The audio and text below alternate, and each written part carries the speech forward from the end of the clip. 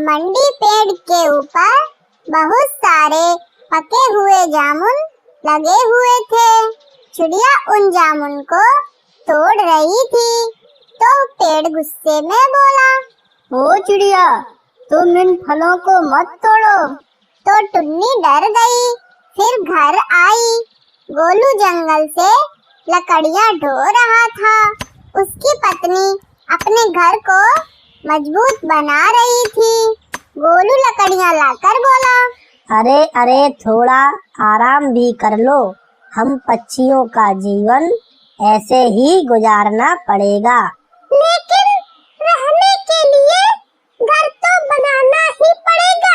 शाम हो जाने तक ये दोनों बहुत मेहनत किए, तब जाकर घर बना। रानो चिड़िया अब कुछ ही दिनों में अंडा देने वाली थी। सेठ मोतीलाल को बहुत जोर से भूख लगा था। जंगल में कहीं भी एक भी दाना नहीं दिखाई पड़ा। चलता गया, तभी देखा कि सुंदर सुंदर पके हुए जामुन लगे हैं। पास जाकर जामुन को खाने लगा। पेड़ गुस्सा हुआ और बोला, ओ सेठ, तुम मेरे फलों को मत खाओ, वरना मैं तुम्हें खत्म कर दूंगा। ज्यादा भूख के कारण सेठ नहीं हटा। तुरंत पेड़ हिलने लगा। मोतीलाल गिर पड़ा, डर गया था तो बोला, अरे मोरी मैया, ऐसा पेड़ तो कभी नहीं देखा। फटाफट अपने घर गया। बहुत डरा हुआ था। रानो चिड़िया का समय हो चुका था। धीरे धीरे 2 अंडा दी। टुन्नी बैठकर रो रही थी। गोलू कबूतर उसी रास्ते से जा रहा था तो कहा कि अरे बहन, तुम रो क्यों रही हो? क्या हुआ? क्या बताऊं भैया, मेरे पति को मर जाने के बाद मुझे बहुत दुख हो रहा है। मेरे पास एक भी पैसे नहीं है और घर टूटने वाला है। गोलू कुछ पैसा दिया और चला गया। धीरे धीरे शाम हो चुकी थी। अगले दिन जब सुबह हुई तो टुन्नी सो रही थी। सेठ मोतीलाल उसके घर पहुंचा और कहा, ओ टुन्नी, बाहर निकलो, सुबह हो गई।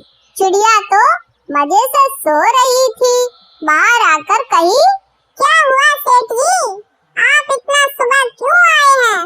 सेठ मोतीलाल सारी बात टुन्नी को बताया। चिड़िया रोते हुए बहुत दुख के साथ कही कि मैं आपका पैसा कुछ ही दिनों में दे दूंगी। सेठ वापस चला गया। इधर गोलू कबूतर बहुत सारे पके हुए जामुन तोड़ ले गया। उस टोकरी में भरकर ले जा रहा था। कालू कौवे को देखकर बोला कि भैया, पके हुए आम चाहिए क्या? कालू कौवा देखते ही खुश हो गया और बोला, हाँ हाँ चाहिए, ये लो पैसे। पैसे लेकर गोलू वहाँ से चला आया।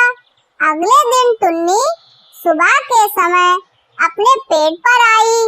देखती है कि सारे जामुन खत्म हो चुके थे। जादुई जामुन का पेड़ कहता है, टुन्नी, तुम चिंता मत करो, अभी सारे फल आ जाएंगे। देखते ही देखते सारे फल अचानक आ गए। टुन्नी चिड़िया खुश हो गई। उसी दिन रानो चिड़िया गोलू को गाजर चुराते पकड़ ली। गोलू उसको मार दिया। यह खबर सेठ मोतीलाल के पास गया। फिर सेठ गोलू के घर पहुंचा और कहा, अरे ओ गोलू, तुम क्यों रानो चिड़िया को मार दिया? बिना कुछ कहे गोलू सेठ को भी मारने लगा। सेठ जख्मी हो गया। सेठ के मर जाने के बाद टुन्नी चिड़िया अकेली हो गई। एक दिन उसी जामुन के नीचे बैठकर टुन्नी चिड़िया रो रही थी। कालू कौवा उसी रास्ते से जा रहा था और कहा, क्या हुआ टुन्नी, तुम इतनी सुबह क्यों रो रही हो? टुन्नी चिड़िया रोते हुए कही, क्या बताऊं भैया, मेरे ऊपर दुखों का पहाड़ टूट चुका है। तो कल से मेरे लिए 2 टोकरी जामुन ला देना। इतना कहकर कालू वहाँ से चला गया। जादुई जामुन टुन्नी से बोला, सुनो टुन्नी, मैं तुमको कल से 2 टोकरी भर भर कर जामुन दूंगा। उन पैसों से अपना घर चला लेना। उन दोनों को बातें करते करते शाम हो गया था। टुन्नी अपने घर चली गई। सुबह होते ही गोलू जादुई पेड़ के जामुन तोड़ने लगा। पेड़ बोला, ओ गोलू, तुम यहाँ से चले जाओ, वरना मैं तुमको खत्म कर दूंगा। गोलू वहाँ से नहीं हटा। जादुई पेड़ उसको गायब कर दिया। थोड़ी देर में टुन्नी चिड़िया पेड़ के पास पहुँच गई और कहती है, हे जादुई पेड़, 2 टोकरी जामुन दो। इतना कहते ही पेड़ चिड़िया को 2 टोकरी जामुन दिया। टोकरी लेकर चिड़िया कालू के पास गई। जामुन देकर बोली, भैया मुझको पैसा दो, घर जाना है। कालू उसको अच्छे पैसे देता है। टुन्नी अपने घर चली जाती है।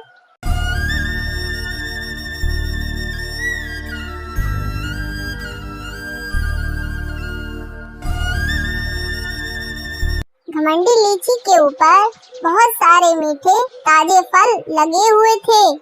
टुन्नी चिड़िया जंगलों में फल बेचने का काम किया करती थी। उसी से उसका घर चलता था। एक दिन सुबह होते ही सेठ श्यामलाल दाना चुनने निकल पड़ा।